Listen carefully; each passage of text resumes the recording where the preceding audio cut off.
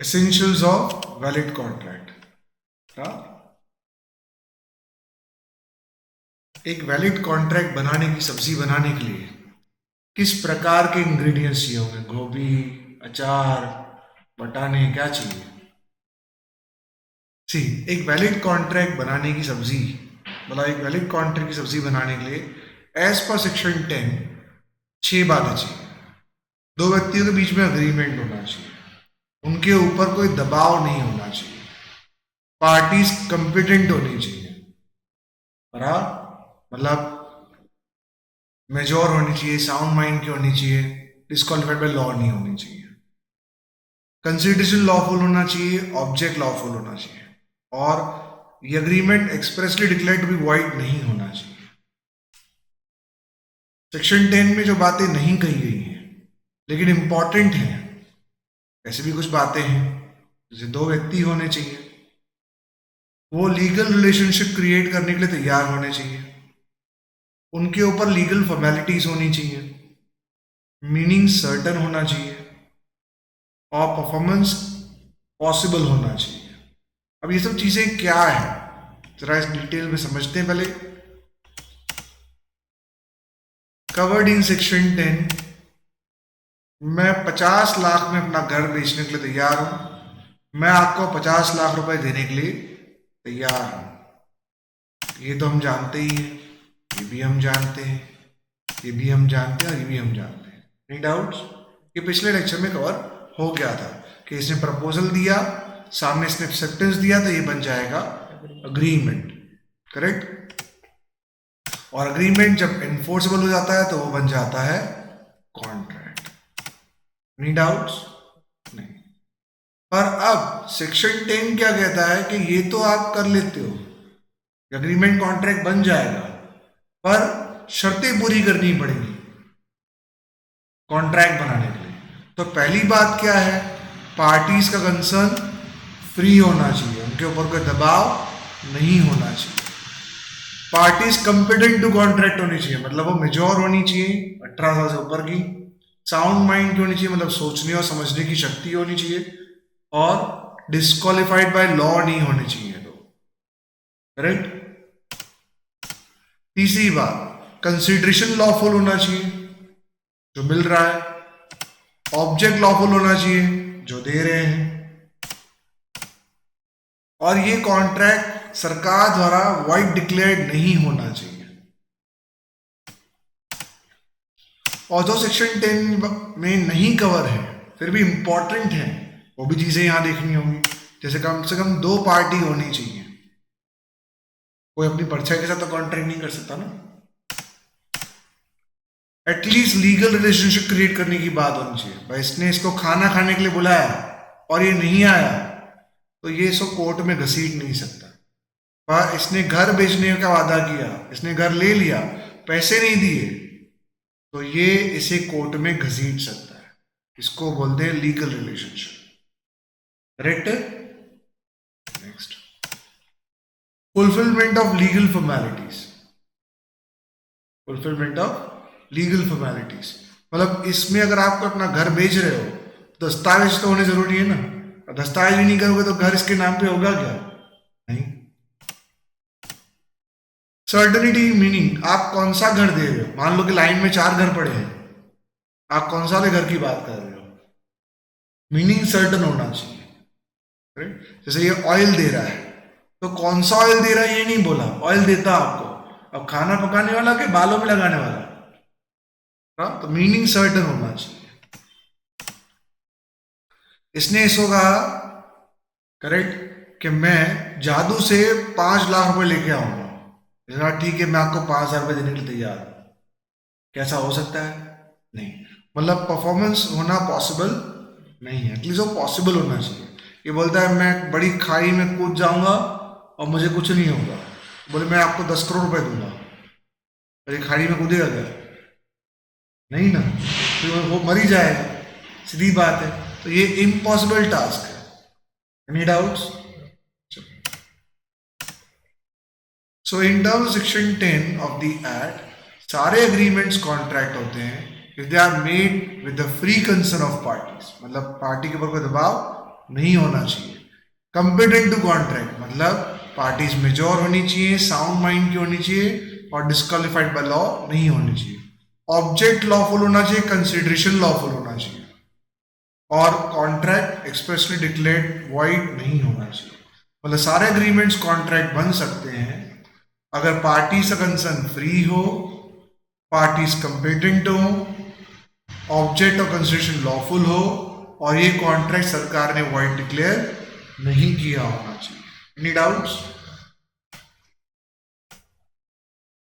Section 10 अपने आप में कंप्लीट नहीं है और एग्जॉस्टिव भी नहीं है, मतलब जितना उसने बोला है वही सही है ऐसी बात नहीं है। कुछ और बातें भी हैं सेक्शन में जो सेक्शन में नहीं कही गई हैं पर वो भी इंपॉर्टेंट होती हैं एक वैलिड कॉन्ट्रैक्ट बनाने के लिए। और वो क्या होती है? दो पार्टीज होनी चाहिए, पॉजिटिव परफॉर्मेंस होना चाहिए, लीगल रिलेशनशिप क्रिएट करने की बात होनी चाहिए, तो ये सब चीज़ें भी होनी चाहिए पर वो सेक्शन 10 में कही गई नहीं है। वो भी हमने देख लिया था ब्लैक कलर में।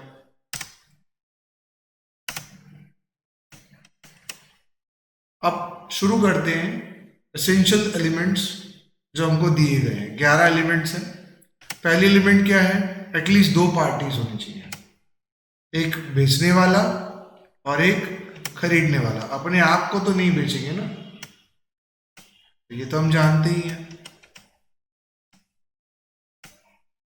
सो one can not contract with himself, हर कोई अपनी परछाई के साथ कॉन्ट्रैक्ट नहीं कर सकता। एक contract involves at least two parties, one party making the offer and other party accepting it. The contract may be made by natural person और by other person having legal existence. Example companies, universities. It is necessary to remember that identity of parties is ascertainable. बात समझ में आ रही है? मतलब एक आदमी अपने आप के साथ कॉन्ट्रैक्ट नहीं कर सकता, कम से कम दो व्यक्तियों की जरूरत पड़ती है, एक व्यक्ति जो ऑफर देता है और दूसरा जो उसे एक्सेप्ट करता है। कॉन्ट्रैक्ट नेचुरल पर्सन के बीच में भी हो सकता है, जैसे ये नेचुरल पर्सन है, इन्हें छींक आ सकती है, इनको जेल में डाल सकते हैं, करेक्ट। तो दो आर्टिफिशियल पर्सन के बीच में भी कॉन्ट्रैक्ट हो सकता है, जैसे कि इनका लीगल एग्जिस्टेंस होता है, जैसे रिलायंस, टाटा, VNSGO। जैसे रिलायंस टाटा जैसे कंपनियां होती हैं, अब रिलायंस ने टाटा के साथ कॉन्ट्रैक्ट किया, कर सकती है। बराबर VNSGO ने रिलायंस के साथ कॉन्ट्रैक्ट किया, कर सकती है, बिकॉज रिलायंस कंपनीज एक्ट में रजिस्टर्ड है, मतलब उसको भी इंसान कहा जाता है कानून की नजरों में। एक artificial judicial person according to chief justice Marshall of UK, एक ऐसा इंसान जिसको देख नहीं सकते, छू नहीं सकते, लेकिन महसूस कर सकते हैं, वो है रिलायंस, टाटा। बराबर यूनिवर्सिटीज भी ऐसी होती है, बिकॉज यूनिवर्सिटी भी कहीं ना कहीं रजिस्टर्ड होती है। तो ये आप याद रखिए कि पार्टीज सर्टनेबल होनी चाहिए, मतलब आप उसको जानते होने चाहिए। Got it? एक कॉन्ट्रैक्ट बनाने के लिए कम से कम दो पार्टीज की जरूरत पड़ती है, एक सेलर और एक बायर। अगर सेलर और बायर दो अलग इंसान होने चाहिए, बिकॉज एक व्यक्ति खुद के गुड्स नहीं खरीद सकता। जैसे यहाँ स्टेट ऑफ गुजरात और आमनाल के एक केस था जहां एक पार्टनरशिप फर्म डूब गई थी और उन्होंने अपने एसेट्स अपने पार्टनर्स को दे दिए थे। सेल टैक्स ऑफिसर ने कहा मुझे इस पे टैक्स चाहिए, पर कोर्ट ने कहा जब पार्टनर्स एक जॉइंट ओनर्स होते हैं संपत्ति के, तो जब उनके एसेट्स उन्हीं को मिलते हैं तो वो अपने आप को ही एसेट दे रहे हैं, तो यहाँ पे कोई सेल या परचेज नहीं है। फिर से बोलता हूं, एक कॉन्ट्रैक्ट बनाने के लिए, सेलर कॉन्ट्रैक्ट बनाने के लिए दो पार्टीज होनी चाहिए, सेलर और बायर। सेलर और बायर दो अलग व्यक्ति होने चाहिए, बिकॉज एक व्यक्ति अपने आप को माल नहीं बेच सकता या अपने आप से नहीं खरीद सकता। अब इस केस स्टडी में क्या बोला गया है, मैं ऐसे बोल देता हूं। सपोज ये फर्म है, बराबर अमिताभ बच्चन, यहाँ पे एक पार्टनरशिप फर्म है, फर्म का नाम है छगन लाल एंड कंपनी, ठीक है।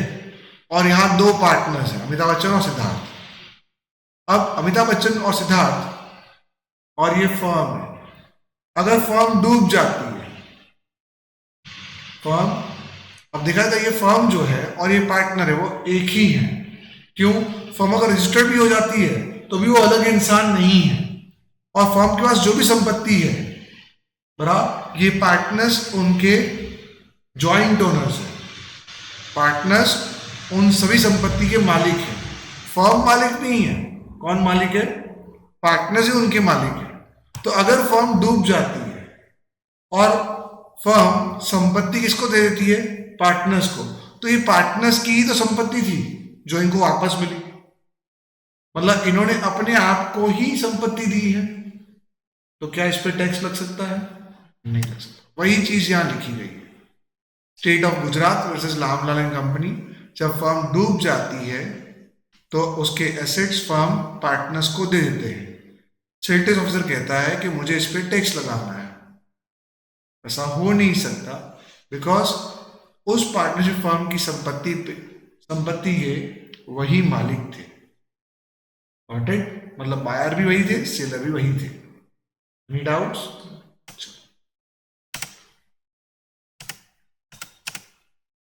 Parties must intend to create legal relations.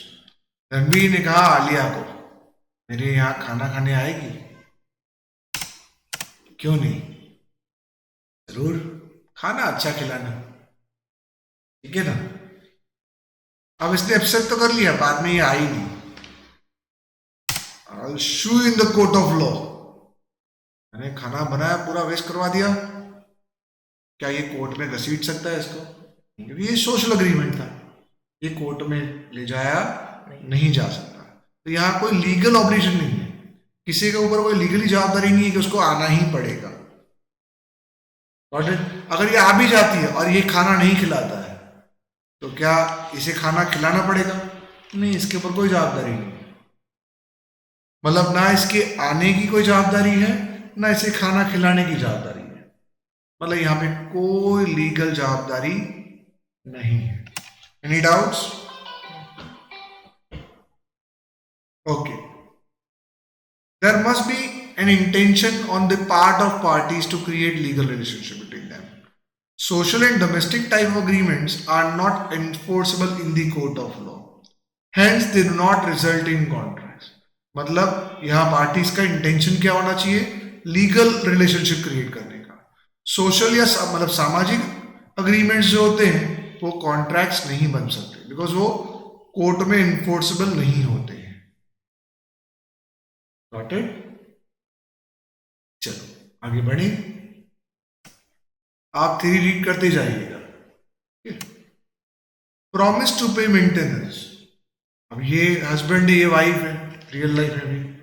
और हस्बैंड ने वाइफ को बोला मैं तेरा खर्चा उठाऊंगा, उसका मैं तेरे को 50,000 महीने दूंगा। इसने नहीं दिया, इसने केस कर दिया। तुमने मुझे वादा किया था कि तुम मुझे घर खर्च दोगे, तुमने नहीं दिया, I'll sue you in the court of law। कर सकती है? नहीं। A husband agreed to pay to his wife certain amount of as maintenance every month while he was abroad। जब वो बाहर था तो उसने कहा मैं हर महीने तुझे घर खर्च भेजता रहूंगा। हस्बैंड देना भूल गया, या बराबर जो उसने वादा किया था। वाइफ ने क्या किया? केस कर दिया उसके ऊपर, भाई मेरे को मेरे का पैसा दो। इस केस में वाइफ पैसा रिकवर नहीं कर सकती, बिकॉज ये एक सोशल अग्रीमेंट था। तो पार्टीज कैन नॉट इंटेंड, मतलब पार्टीज लीगल रिलेशनशिप क्रिएट नहीं कर रही थी। ये रियल केस है बोलफोर वर्सेस बोलफोर का। Any doubts? एक बार पढ़ जाओ।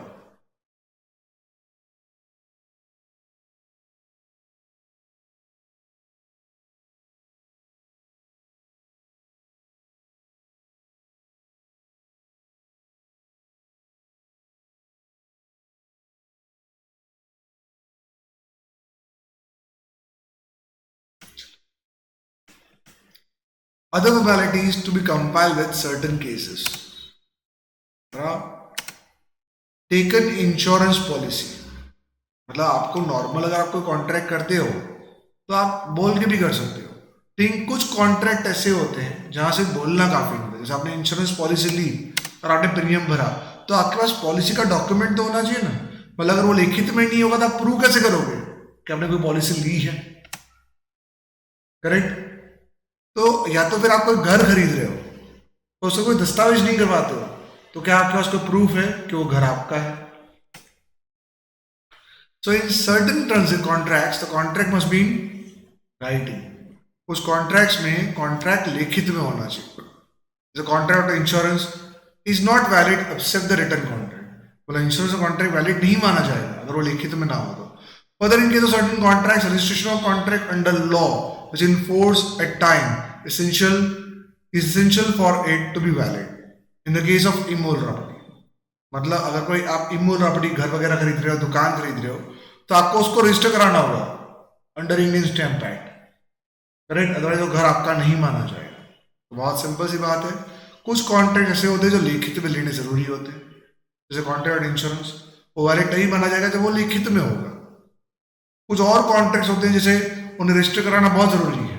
जैसे आप कोई घर खरीदते हो, कोई दुकान खरीदते हो, करेक्ट, तो उसे रजिस्टर कराना बहुत जरूरी है. अगर आप उसे रजिस्टर नहीं कराओगे तो वैलिड कॉन्ट्रैक्ट नहीं माना जाएगा. Any doubts? वही यहाँ पे एग्जांपल है. घर खरीदा, इसने घर देने का वादा किया, इसने घर पैसा देने का वादा किया, पर यहाँ पे क्या है, घर उसके नाम होना चाहिए. वही चीज लिखी है. जस्ट गो थ्रू कर जाओ एक बार.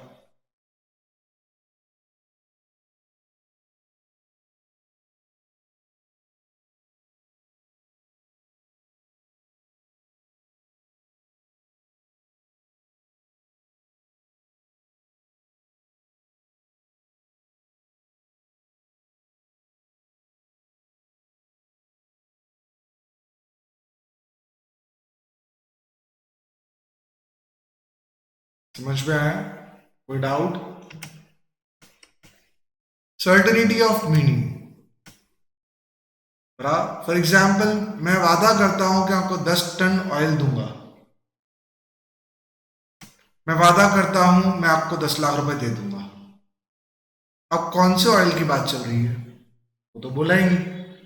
कौन सा बोला? तिरुपति देगा कि पैराशूट? मतलब खाना बनाने वाला या बालों में लगाने वाला, कौन सा देने वाला है? क्या मीनिंग सर्टन है यहाँ पे? नहीं. यहाँ वैलिड कॉन्ट्रैक्ट नहीं बन पाएगा. ऑफर एम्बिशियस है क्योंकि कौन सा ऑयल देना है ये तो बोला ही नहीं. So agreement must be certain and not vague और इनडेफिनिट.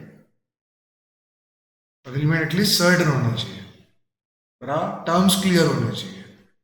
ए ने कहा बी को मैं आपको 100 टन ऑफ ऑयल दूंगा, पर ये नहीं बताया कौन सा ऑयल. तो क्या ये कॉन्ट्रैक्ट है? Possibility of performance of an agreement. Hrithik Roshan ने आमिर खान को कहा मैं 5 करोड़ रुपए का सोना लेके आऊंगा मैजिक से, जादू से. मैं 5 करोड़ का सोना लेके आऊंगा जादू से. ठीक है, मैं तेरे को 5,000 रुपए दे दूंगा. ले, 5,000 में 5 करोड़ का सोना लेके आएगा. सौदा अच्छा है नहीं? पर कहीं सोना ला सकता है जादू से? नहीं ला सकता. तो ये कॉन्ट्रैक्ट क्या है? वैलिड नहीं है. ये अग्रीमेंट ही वैलिड नहीं है. क्यों? जो बोला जा रहा है वो ये कर ही नहीं पाएगा. ये एक इम्पॉसिबल टास्क है.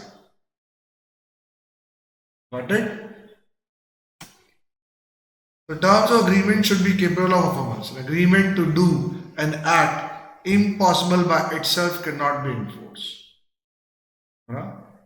कोई भी ऐसा अग्रीमेंट जो आप कर नहीं सकते, परफॉर्म नहीं कर सकते. To do an act impossible in itself cannot be enforced. Any doubts? A agree with me to discover treasure by magic. The agreement cannot be enforced as it is not possible to inform. Correct. A ने agree किया B के साथ कि वो जादू से सोना लेके आएगा, पर क्या इसने कहा ठीक है मैं 5,000 रुपये देने के लिए तैयार हूं, पर कल को इसने पैसे दे दिए, इसने सोना नहीं दिया, तो क्या इसे एनफोर्स कर सकता है? नहीं कर सकता. रीजन क्या है? ये कॉन्ट्रैक्ट बनेगा ही नहीं. क्यों? ऐसा कॉन्ट्रैक्ट वैलिड ही नहीं माना जाता. Got it? ऑफर एक्सेप्टेंस और एन एग्रीमेंट, मतलब एटलीस्ट ऑफर मिलना चाहिए, एटलीस्ट एक्सेप्टेंस मिलना चाहिए, तो ही तो वो अग्रीमेंट बनेगा. मतलब कोई भी कॉन्ट्रैक्ट सबसे पहले अग्रीमेंट बनना चाहिए. अगर दो व्यक्ति अग्री ही नहीं है, मैं घर देने के लिए तैयार हूं, मैं पैसे देने के लिए तैयार हूं, मतलब यहां अग्रीमेंट है, बराबर है। अब यहां अग्रीमेंट ही ना हो, बराबर, ये घर देने के लिए तैयार है, ये पैसे नहीं, मैं पैसे नहीं दूंगा, तो क्या कॉन्ट्रैक्ट बन सकता है? मतलब कॉन्ट्रैक्ट बनाने के लिए पहले क्या बनाना पड़ेगा? अग्रीमेंट। कॉन्ट्रैक्ट बनाने के लिए पहले क्या बनाना पड़ेगा? अगर अग्रीमेंट होगा उसके बाद एनफोर्सबिलिटी जुड़ेगी तो कॉन्ट्रैक्ट बनेगा। मतलब कॉन्ट्रैक्ट बनाने के लिए पहले क्या चाहिए? अग्रीमेंट चाहिए। So agreement is the first essential element of valid contract. According to Section 2, Clause E of the Indian Contract 1872, every promise or set of promise forming consideration of each other is an agreement. And according to Section 2B, the proposal and acceptance becomes promise. So agreement is an outcome of offer and acceptance. मतलब agreement एक पहला essential element है एक valid contract बनाने के लिए। अगर हम सेक्शन 2 क्लॉज ई की बात करें तो हर वादा या हर वादे के सामने वादा जो एक दूसरे के सामने रखा जाता है एज अ कंसीडरेशन, वो बन जाता है अग्रीमेंट। और जब कोई प्रपोजल एक्सेप्ट किया जाता है तो वो बन जाता है प्रॉमिस, मतलब वही बनता है अग्रीमेंट। बात समझ में आई? मतलब जब ये ऑफर रखेगा वो उसे एक्सेप्ट करेगा तो वो अग्रीमेंट बनेगा। मतलब वादे के सामने जब वादा मिलेगा तो अग्रीमेंट बनेगा। Any doubt? पढ़ना है पढ़ लो।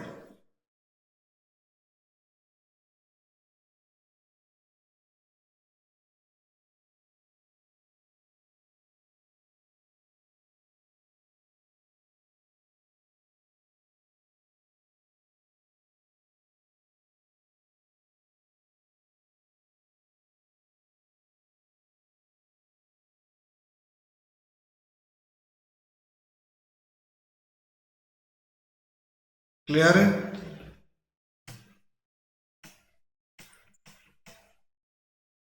Free concern. अब ये क्या होता है?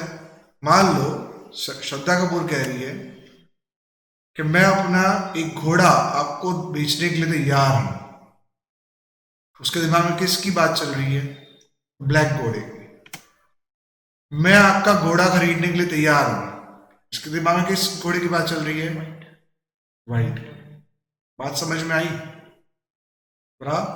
मतलब वहां 4-5 घोड़े या 10 घोड़े पड़े हो खड़े होंगे, उसने हाथ रख के बोला होगा कि भाई मैं ये घोड़ा आपको देने के लिए बेचने के लिए तैयार हूं। उसने कहा ठीक है मैं आपका ये घोड़ा खरीदने के लिए तैयार हूं। दोनों के मन में बातें कौन सी चल रही है? अलग अलग घोड़े।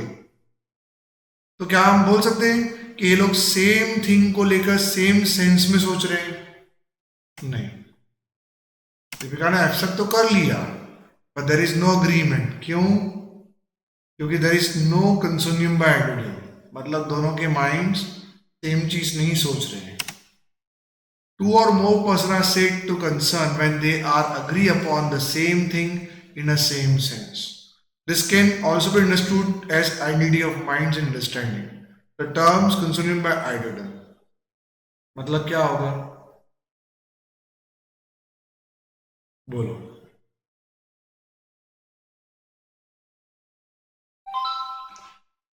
मतलब क्या होगा? तब जो व्यक्ति उनका कंसर्न कब फ्री होगा? जब वो एक ही चीज को लेकर एक ही सेंस में समझ रहे होंगे। पर यहां ऐसा है नहीं। ये एक ही सेंस में जरूर समझ रहे हैं खरीदने बेचने का, पर एक ही चीज के बारे में नहीं सोच रहे हैं, दो अलग अलग चीजों के बारे में सोच रहे हैं। तो क्या इनका कंसर्न फ्री है? मतलब यहां आइडेंटिटी ऑफ माइंड्स नहीं है, दोनों के मन मिले हुए नहीं है। Got it? Any doubts? Next आ जाते हैं। Further such concern must be free. Concern would be considered as free concern if it is not caused by coercion, undue influence, fraud, mispresentation. Mistake नहीं आता, only mispresentation. When concern to an agreement is caused by coercion, undue influence, fraud, mispresentation, the agreement is a contract voidable at the option of the party whose concern is so caused. मतलब क्या होता है? हम कब कह सकते हैं कि यहां कंसर्न फ्री नहीं है? मान लो श्रद्धा कपूर ने इसकी कनपट्टी पे गन रखी, और बोला कि 50 लाख में ये घोड़ा खरीद ले, तो क्या ऐसा कंसर्न फ्री है? नहीं। पर हाँ, दूसरी बात, ये टीचर है, ये स्टूडेंट है, बराबर। मैं एग्जाम में तुझे पास कर दूंगी अगर तू मुझे ये घोड़ा दे देती है तो। ये भी दबाव है कि नहीं? ये डॉक्टर है, ये पेशेंट है, मैं आपको ठीक कर सकती हूँ, सब्जेक्ट टू कंडीशन आप मुझे अपना घर दे दीजिए। तो यहां भी दबाव पैदा हुआ है, करेक्ट। इसने या तो झूठ बोला या धोखा दिया, तो बोल सकते हैं कंसर्न फ्री नहीं है। Got it? मतलब हम कब कह सकते कंसर्न फ्री है? जब कंसर्न इन चीजों से नहीं आया हो। कोर्शन यानी दबाव, कनपट्टी पे गन रखना। अनड्यू इन्फ्लुएंस यानी जब रिश्ते में कोई बड़ा हो और कोई छोटा हो, डॉक्टर, पेशेंट, टीचर, स्टूडेंट, और जो रिश्ते में बड़ा होता है वो दबाव पैदा करता है, उसे अनड्यू इन्फ्लुएंस कहते हैं। धोखा देना, झूठ बोलना, ऐसे एग्रीमेंट जो होते हैं या ऐसे कॉन्ट्रैक्ट जो होते हैं वो वॉइडेबल कॉन्ट्रैक्ट होते हैं, राइट। वैलिड कॉन्ट्रैक्ट नहीं होते। मिस्टेक यहां पे नहीं आएगा। When concern to an agreement is caused by coercion, undue influence, fraud, misrepresentation, the agreement is a contract voidable। इस तरह का agreement contract को voidable बना देता है, मतलब जिसके ऊपर दबाव पैदा होता है वो कोर्ट में जा सकता है। तो इस तरह जो कॉन्ट्रैक्ट होता है उसको वॉइडेबल कॉन्ट्रैक्ट कहा जाता है, बिकॉज इसमें एक ही आदमी या एक ही व्यक्ति के पास कोर्ट में जाने का अधिकार होता है, दूसरे व्यक्ति के पास कोर्ट में जाने का अधिकार नहीं होता, बिकॉज वो दबाव पैदा कर रहा है, वो धोखा दे रहा है। Any doubts?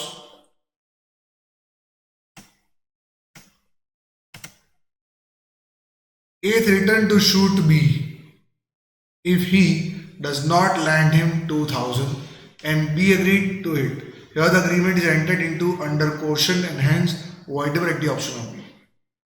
मैं तुझे गोली मार दूंगी अगर तू मुझे 2000 रुपये नहीं देगी तो यहाँ क्या आ गया? कोर्शन, मतलब ये कैसा कॉन्ट्रैक्ट हो गया? वॉइडेबल। तो क्या वॉलिड कॉन्ट्रैक्ट माना जाएगा?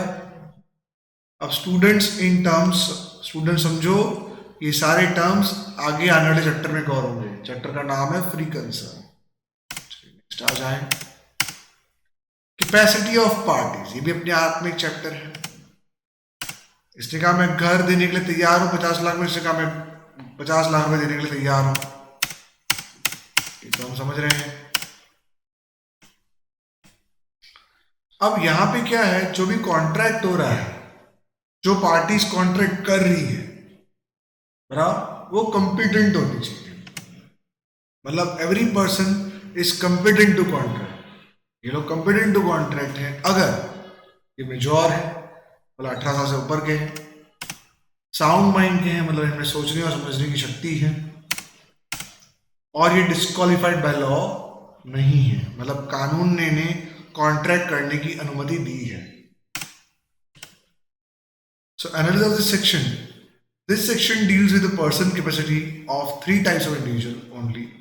Every person is competent to contract who has attained the age of majority, is of sound mind, and is not disqualified from contracting any law for which he is subject to। Got it? मतलब section deal करता है कि जो भी लोग contract कर रहे हैं वो मेजॉर होने चाहिए, साउंड माइंड के होने चाहिए, और वो डिस्क्वालिफाइड बाय लॉ नहीं होने चाहिए। Any doubts? मतलब आप माइनॉर के साथ कॉन्ट्रैक्ट नहीं कर सकते, आपको मेजॉर के साथ करना होगा, पहली बात। मतलब is of majority according to the law to which he subject, जिसको लेकर कॉन्ट्रैक्ट बनाया जा रहा है उसको लेकर ये मेजॉर होना चाहिए। Coalition A refers to the age of contracting person, that is a person entering into contract must be of 18 years of age। मतलब जो व्यक्ति कॉन्ट्रैक्ट में एंटर हो रहा है वो 18 साल का होना चाहिए। 18 साल से कम उम्र वाला लड़का कॉन्ट्रैक्ट नहीं कर सकता, तो he is incompetent to enter into contract. Any doubts? Word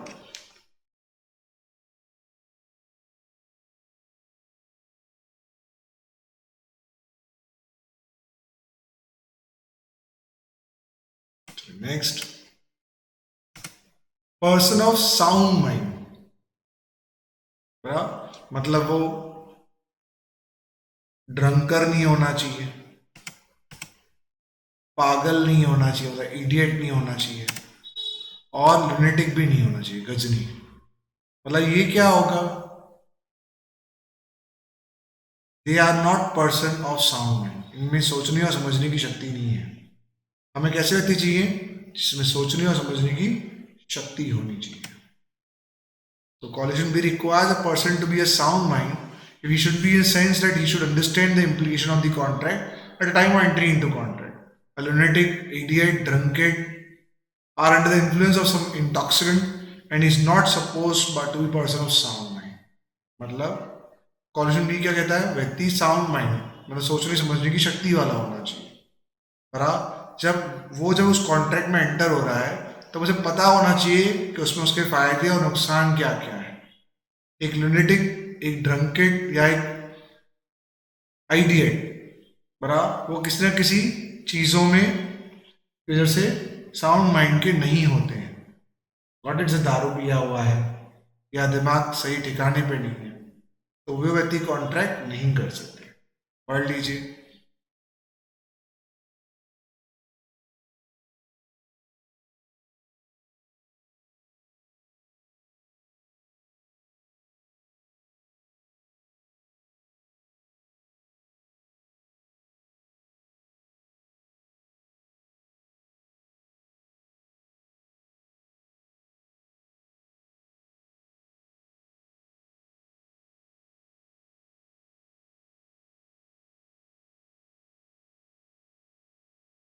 clear है, कोई डाउट है?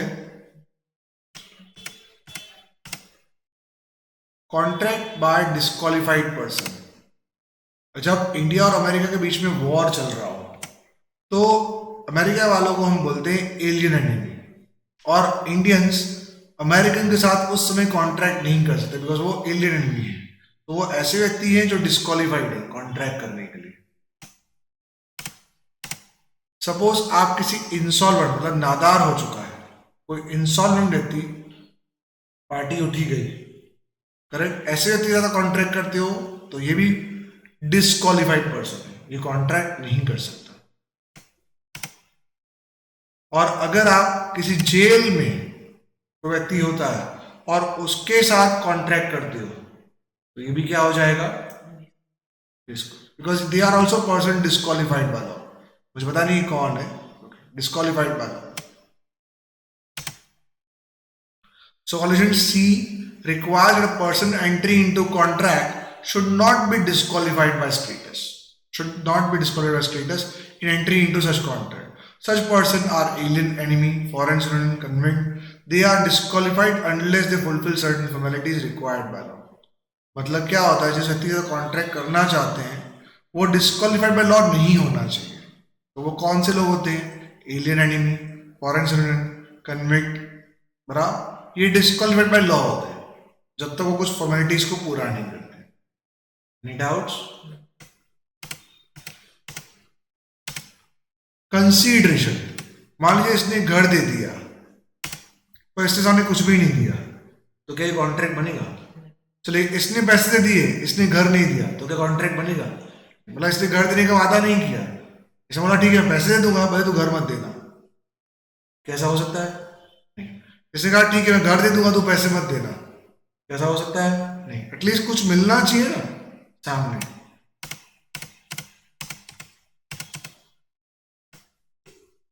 मतलब आप जो दे रहे हो, मेरा जो दे रहा है वो ऑब्जेक्ट है घर, और जो मिल रहा है पैसे वो कंसीडरेशन है अनिदाचल के लिए।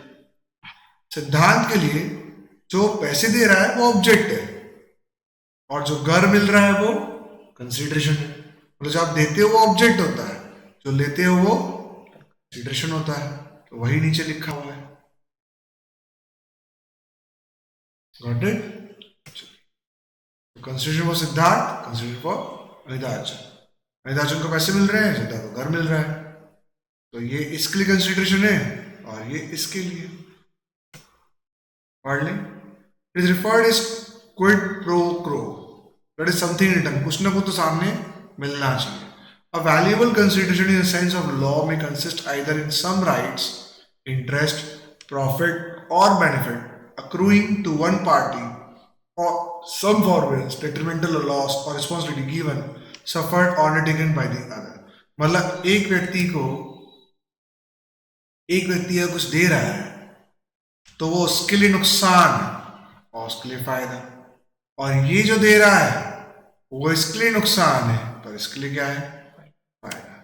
मतलब कंसिडरेशन क्या होता है, कुछ भी मिलना चाहिए रिटर्न में जो वैल्यूएबल होना चाहिए, या फिर वो अधिकार हो सकते हैं, फायदा हो सकता है, प्रॉफिट हो सकता है, वो किसी एक व्यक्ति को मिलता है और सामने वाला व्यक्ति क्या होता है, उसी चीज का नुकसान होता है. Got it. एग्जाम्पल दिया है, पढ़ लो.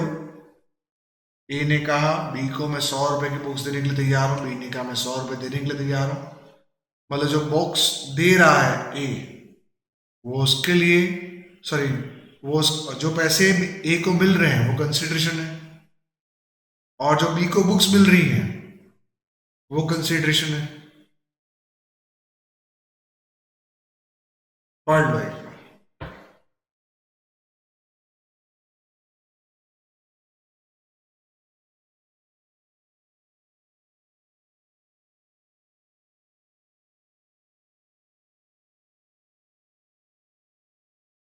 Any doubts?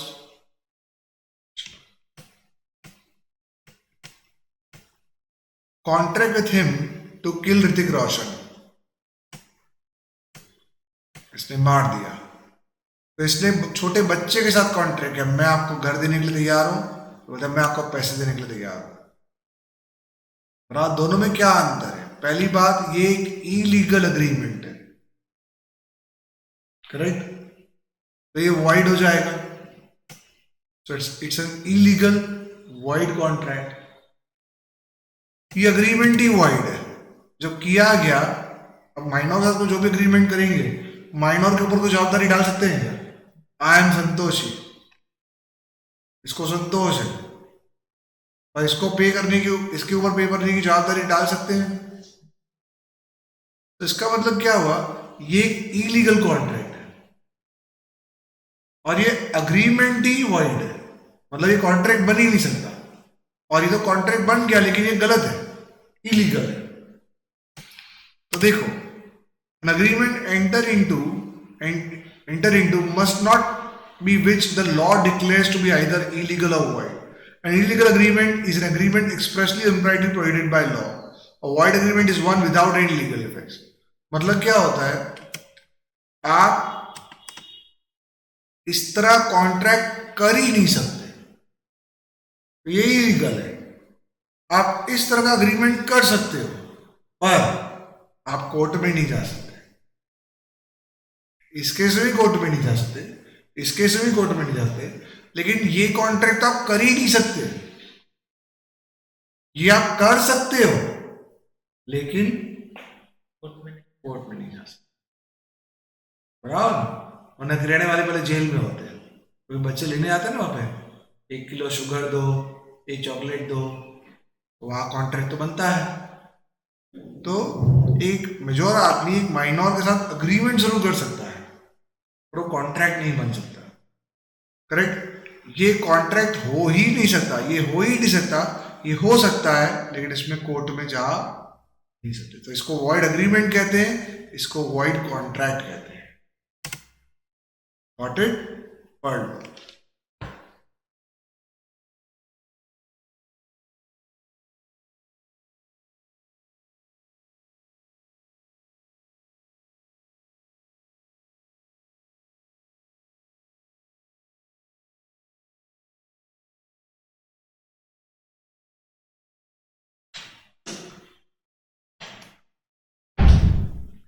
पॉइंट क्लियर हुआ? So treat to commit murder or making publicity defamatory statement, enter into agreement which is opposed to public policy, are illegal in nature. So an agreement to restraint of trade, marriage, legal proceedings are classic examples of void agreements. मतलब क्या होता है, किसी को मार देने का contract देना, किसी के लिए गलत स्टेटमेंट पास करना, बराबर, ये पोस्ट ऑब्लिक पॉलिसी है, इसको हम इलीगल नेचर का अग्रीमेंट कहते हैं, करेक्ट। ये आप कर ही नहीं सकते। पर अगर मान लो किसी को कोई बिजनेस करने से रोकना, भाई आप साइकिल का बिजनेस नहीं कर सकते, आप इस लड़की से शादी नहीं कर सकते, आप कोर्ट में केस नहीं कर सकते, ये वर्ल्ड अग्रीमेंट्स है, आप ऐसा कर ही नहीं सकते। मतलब जो अग्रीमेंट आप कर सकते हो, लेकिन वहां पे आप कोर्ट में जाने का आपको अधिकार नहीं। मान लो मेरे फादर कहते हैं ट्यूशन क्लास मत खोलना, मैं तुझे 5 लाख रुपए दूंगा, ठीक है, मैं कहा ठीक है, मेरे को 5 लाख रुपए दो, 5 लाख दे देंगे, फिर ट्यूशन क्लास चालू कर दूंगा। क्या वो कोर्ट में जा सकते हैं? नहीं, वो अग्रीमेंट ही वाइट था। मतलब ऐसा अग्रीमेंट किया जरूर जा सकता है, पर कोर्ट में जाया नहीं जा सकता। नहीं डाउट्स? और ऊपर मर्डर करने का जो कॉन्ट्रैक्ट है वो तो किया ही नहीं जा सकता। नहीं डाउट्स?